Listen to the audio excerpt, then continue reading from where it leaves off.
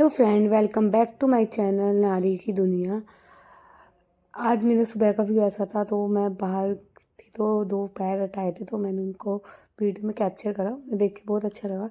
एक क्वेश्चन जो मेरे पे काफ़ी दिनों से आ रहा है, भाई आपके व्लॉग क्यों नहीं आ रहे, इतने दिन हो गए आपके व्लॉग क्यों नहीं आ रहे। हाँ, 10-12 दिन हो गए मेरा कोई भी व्लॉग नहीं आया। तो उसका सबसे बड़ा रीज़न ये था, एक तो मेरी तबीयत थोड़ी डाउन थी, और मतलब थोड़ा कुछ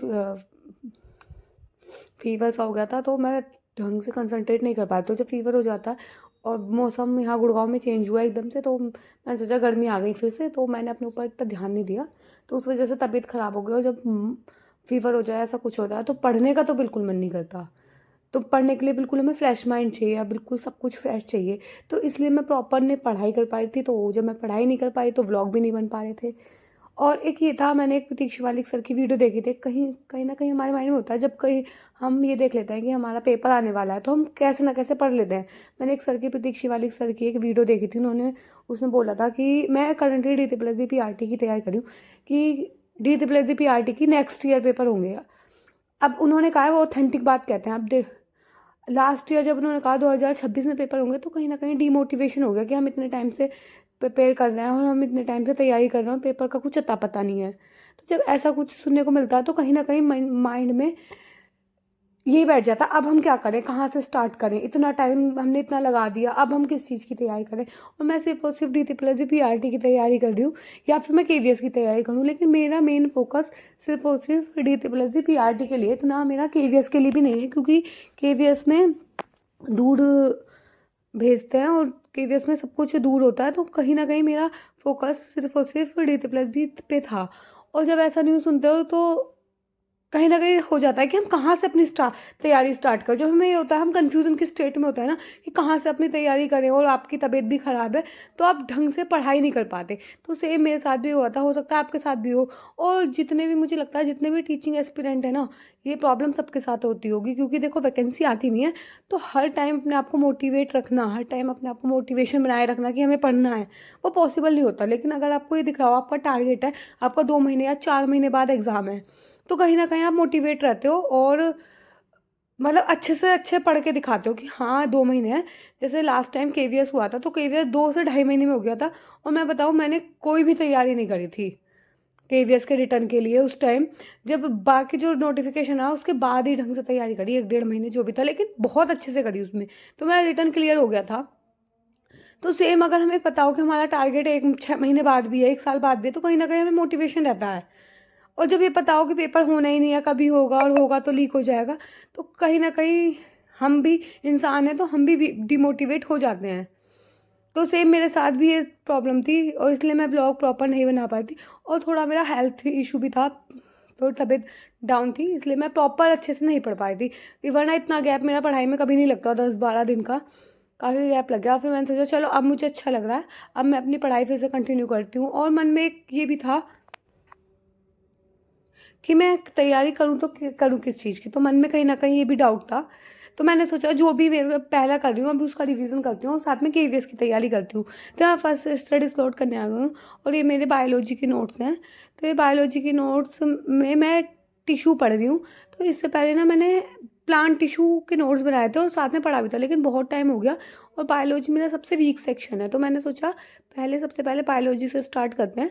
और मैं एनिमल टिश्यू पढ़ रही हूँ। और मुझसे किसी ने कहा था, भाई आप साइंस क्यों पढ़ रहे हो। तो देखो, मैं बात करूँ, मैं साइंस इसलिए पढ़ रही हूँ क्योंकि मेरा साइंस में, अगर मैं बायोलॉजी के सेक्शन की बात करूँ, वही सबसे ज़्यादा वीक है। फिजिक्स केमिस्ट्री मैं फिर भी कर लेती हूँ। अगर मैं GS पोर्शन की बात करूँ, तो GS में मेरा इकोनॉमिक्स और बायोलॉजी ही वीक है। तो मैं यहाँ पे मैं कर रही हूँ, और मैं परमार SSC से मैंने नोट्स बनाए थे। और किसी ने कहा था आपने बैच ले रखा है, तो हाँ, ये मैंने परमार SSC से बैच ले रखा है GK का, और ये बैच की कॉस्ट 999 रुपये थी। तो ये सिर्फ और सिर्फ GS के लिए है, और मैंने सिर्फ GS के लिए परचेज़ किया है। तो मैं यहाँ से जितनी भी होगी कंप्लीट, मैं वो सारी कर लूँगी, क्योंकि नोट्स कहीं ना कहीं हम बैच परचेज़ कर लेते हैं, तो हमें ये रहता है कि हाँ, हमें पढ़ाई करनी है अच्छे से। तो बैच परचेज़ करने से हम कहीं भटकते नहीं हैं। तो इस रीज़न से मैंने बैच परचेज़ किया। तो यहाँ पे मैं देख रही थी क्वेश्चंस, और मैं बीच बीच में, जैसे वो होता है, कोई हार्ड सी डेफिनेशन आती है, कुछ आता है, तो मैं उसको लिख लेती हूँ कि हाँ, मेरे को लिखना के अच्छे से याद हो जाता है कि हाँ, ये चीज़ मैंने लिख ली। मैं जितनी बार उसे लिख लेती हूँ, उतनी बार मुझे अच्छे से याद हो जाता है। आप भी ऐसे फॉलो कर सकते हो, लिख के याद करोगे तो आपको भी बहुत सारी चीज़ माइंड में रहेंगी। और आप भी बताना कि आप भी इस कन्फ्यूज़न से जूझ रहे हो क्या, कि किस एग्ज़ाम की तैयारी करें या फिर अब क्या करें, DT+D PRT तो आएगा नहीं। तो अगर आप भी इस कन्फ्यूज़न में हो तो मुझे बताना ज़रूर, क्योंकि मैं तो इस टाइम बहुत हूँ कि मैं किस चीज़ की तैयारी करूँ जब DT+ भी नहीं आएगा। और आने देखो यूपी में कुछ नहीं पता कोई वैकेंसी आएगी, बिहार का मेरे को भरना नहीं है। तो जब इतने कम लिमिटेड वो होते हैं और धीरे धीरे पूरा साल निकलता जाता है और हमें पता चलता है कोई वैकेंसी नहीं आ रही, तो बहुत ज़्यादा डिमोटिवेशन, निराशा ये सब होती है। तो हो सकता है देखो आपके साथ भी हो रही हो, आप भी सोचो मैं किस चीज़ की तैयारी करूँ। तो आप भी, मेरा तो यही है कि अगर कुछ ना पढ़ने से अच्छा तो कुछ पढ़ लो, जो भी आपका वीक सब्जेक्ट है एटलीस्ट वो पढ़ लो। तो यहाँ मैंने बायोलॉजी का प्लांट टिश्यू कंप्लीट कर लिया था, फिर मैंने थोड़ी देर का गैप लिया और मैं सेकंड स्टडी स्टार्ट करनी हूँ। और मैंने कहा चलो KVS देना ही है तो KVS की तैयारी करते हैं। और ये मेरे CDP के नोट्स हैं यूनिट 1 के। तो यूनिट 1 के आज मैंने 2 सेक्शन कंप्लीट कर लिए। एक तो डेवलपमेंट वाला किया था और डोमेन और डेवलपमेंट, और प्राइमरी सोशलाइजेशन और सेकेंडरी सोशलाइजेशन। और इसके नोट्स मैंने टेलीग्राम पे भी शेयर करे थे। और मैं जल्दी से जल्दी यूनिट 2 और 3 के भी कर दूँगी। एक्चुअली क्या है, बहुत सारे पेपर हो जाते हैं और फिर उन्हें अरेंज करना, उनकी PDF बनाना, तो काफ़ी टाइम टेकन हो जाता है ये। और बीच में फिर मैंने बताया भी आपको हेल्थ इशू था, तो अब मैं लेकिन उसको सब प्रॉपर बना रही हूँ। अब मैं बिल्कुल ठीक हूँ, तो मैं कोशिश करूँगी अपनी पढ़ाई कंटिन्यू करूँ। क्योंकि जब हम 10 दिन का क्या 2 दिन का भी गैप लगा देते हैं तो ऐसा लगता है हमें कुछ भी नहीं आता। तो सेम मेरे साथ हुआ कि मैंने प्लांट टिश्यू पढ़ रखा था लेकिन मुझे ऐसा लगा मुझे कुछ भी नहीं आता। तो ये स्टेट दोबारा ना आए, तो मैं सोचूँ चाहे मेरे को कुछ भी प्रॉब्लम हो 1-2 घंटे तो मैं डेली पढ़ूंगी। क्योंकि क्या होता है, अगर बीच में कहीं भी गैप लग जाता है तो तुम्हें शुरू से शुरुआत करनी पड़ती है। तो अगर तुम्हें भी ऐसा लगा तुम्हारी पढ़ाई में गैप हो गया तो कम से कम 2 से 3 घंटे निकाल के पढ़ लो। क्योंकि अगर आप गवर्नमेंट जॉब की तैयारी कर रहे हो, आप डेली नहीं पढ़ रहे ना, तो बहुत लोगों से पीछे हो जाते हैं। क्योंकि बहुत लोग हैं जो डेली पढ़ रहे हैं। तो मेरा तो मानना है कि मेरा इतना गैप लग गया, मैं डेली कोशिश करूँगी कि मैं डेली पढ़ाई करूँ। उससे जब हम डेली पढ़ाई के टच में रहते हैं तो एक अंदर से मोटिवेशन बना रहता है कि हाँ हमें पढ़ाई करनी है।